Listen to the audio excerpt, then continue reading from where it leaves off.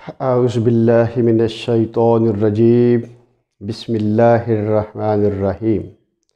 सामईन अस्सलामु अलैकुम।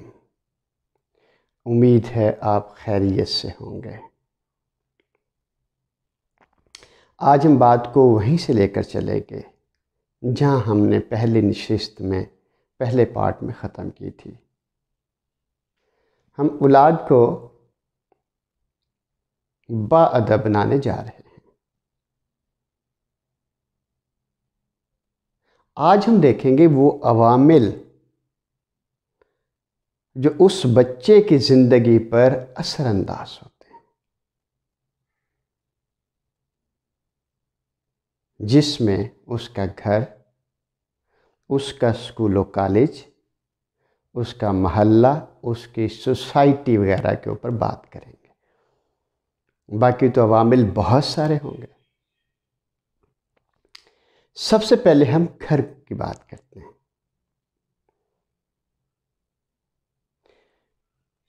बच्चे की पहली दरसगाह माँ की गोद होती है। उसका पहला मकतब उसका घराना होता है और घर के सारे अफराद उसके असातिज़ा होते हैं। जैसे असातिज़ा होंगे वैसा बच्चा होगा।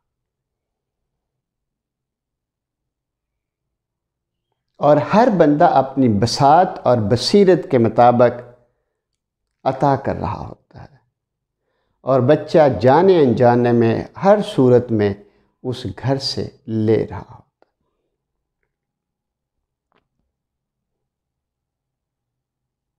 बात को आगे लेके चलते हैं कुछ मिसालों की मदद से। बच्चा कुछ बड़ा हुआ,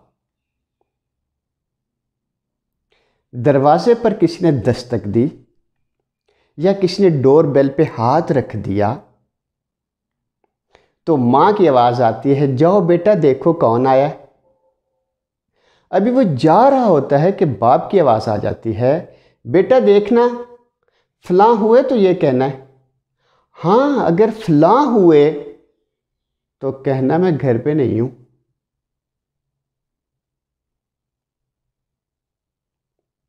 ठीक, बच्चा जाने अनजाने में ये सब कुछ ले रहा है। फिर हम किसी शादी ब्याह पे जाते हैं, शादी ब्याह से वापस आते हैं या मोहल्ला की बातें कर रहे होते हैं। घर के अंदर तो लोगों के बारे में हमारे अल्फाज मुनासिब नहीं होते, चुगलियाँ भी हो जाती हैं, ऐसी ऐसी चीज़ें बयान हो जाती हैं जो नहीं होनी चाहिए। फिर मियाँ बीवी के दरमियान यानी बच्चे के माँ बाप के दरमियान नोक झोंक, खटपट, लड़ाई झगड़ा, कहीं तो ये बहुत ज़्यादा है। और ये हम आम बातें कर रहे हैं, ज़रूरी नहीं कि हर घर में ऐसी बात हो। ये अमूमी रवैयों की बात हो रही है। अमूमी तौर पर ऐसा होता है।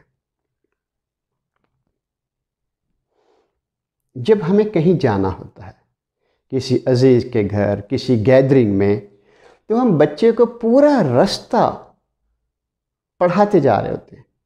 ये कहना है, ये नहीं कहना, वो कहना है। हम उसको कंडीशनड कर रहे होते हैं जैसे हम होते हैं। ये कंडीशनड हो रहा है, उसको हम अपने तौर तरीके के मुताबिक बदल रहे होते हैं, उसकी अपनी ज़िंदगी के ऊपर अपना पहरा बैठा रहे होते हैं। इस तरह की बहुत सारी चीज़ें।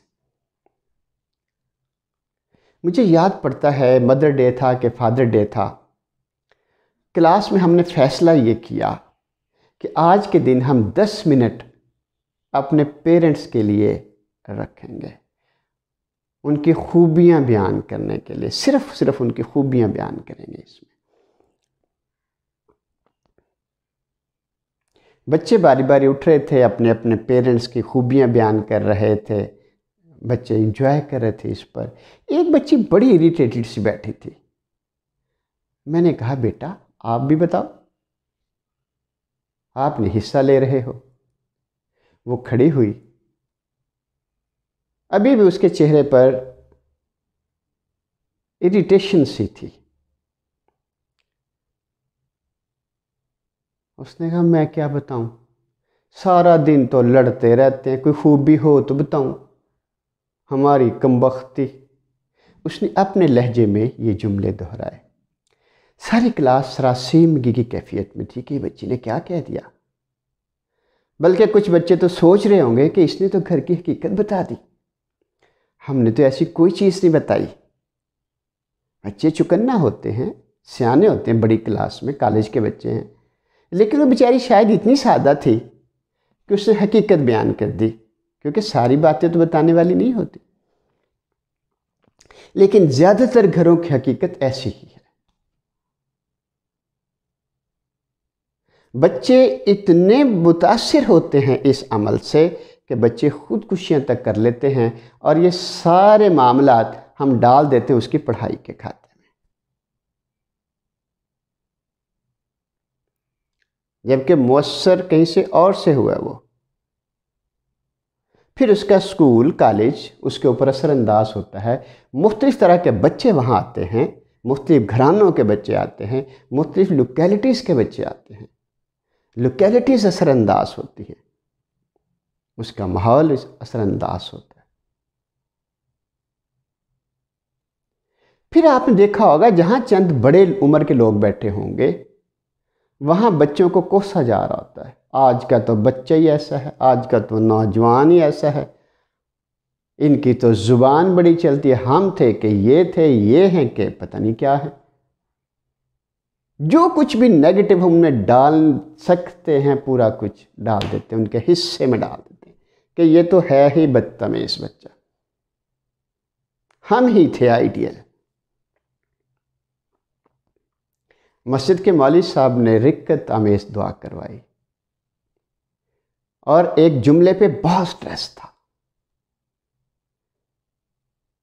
ऐ अल्लाह आज के इस बेअदब और बेहदायत नौजवान को हदायत दे। या अल्लाह आज के इस बेअदब और बेहदायत नौजवान को हदायत दे।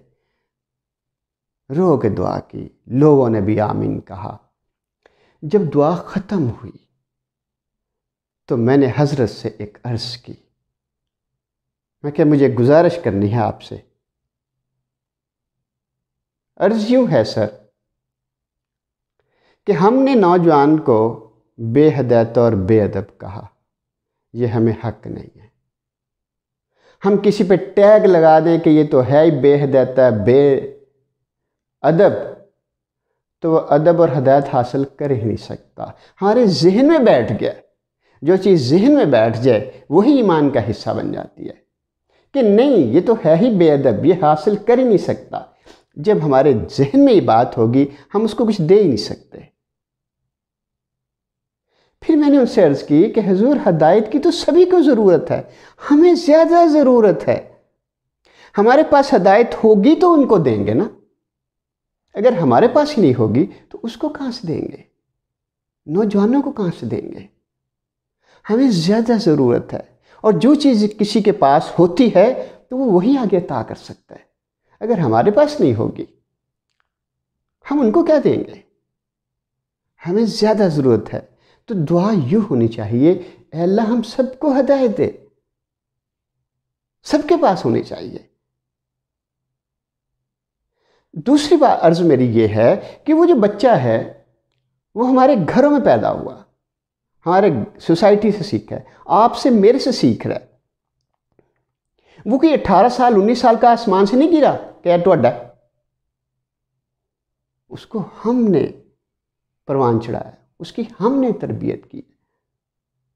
आज में वो बदतमीज़ लग रहा है, बेअदब लग रहा है, बेहदायता लग रहा है, उसके साथ हम हैं। हर बंदा उसका कंट्रीब्यूटर है, सोसाइटी, घर, स्कूल, कॉलेज, और हम कह रहे हैं ये बेहदायता है, इसको हदायत ही नहीं है।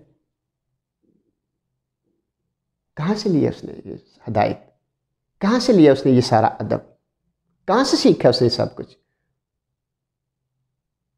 बड़ों से, हम ही से। वो कोई जंगल में नहीं रह रहा, हम ही में रह रहा है। जो हमें करता देखता है वो कर रहा है। और हमें वो अच्छा नहीं लग रहा। अगर कोई बच्चा मस्जिद में बेचारा आता है, वुज़ू में कि थोड़ी सी गलती हो जाए तो कई उम्र सीधा उसको टोक रहे थे, दो एड्डा बड्डा हो गया, वुज़ू नहीं करना आ रहा। वो दिल में तय कर लेता है, ठीक है कोई बात नहीं, कल से नहीं आता। बल्कि इरिटेट होता, रखो अपनी मसीत। भाई उसको प्यार की ज़रूरत है, उसको करीब करने की ज़रूरत है, उसको सीने से लगाने की ज़रूरत है, अपने दिल से ये निकालने की ज़रूरत है कि वो बेहदायता है, वो बेअदब है। ये चीज़ें जब तक नहीं निकलेंगी, अदब वहाँ जा सकता ही नहीं। अदब तो तब जाएगा, पहले अपने स्लेट, अपनी तख्ती, अपना बोर्ड साफ करें, अपना मन साफ करें। हमने उनको टैग लगा दिया नौजवानों पर, कहाँ से इरिटेट किसी को करेंगे तो क्या सीखेगा? सीखना भी चाहे तो नहीं सीखेगा। पहले तो हमारे पास देने के लिए कुछ नहीं,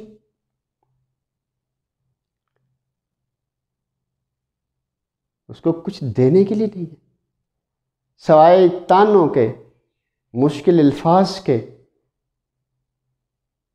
ऐसे तल्ख जुमलों के जो उसको इरिटेट करते हैं और बनाने जा रहे हैं उनको बादब। नहीं सामीन, नहीं हजूर, बहुत बड़ी जिम्मेदारी है हम पर।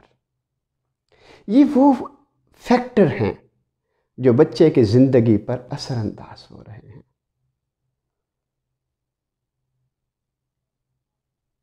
बहुत सारे और फैक्टर्स हैं, बयान नहीं करना चाह रहा मैं।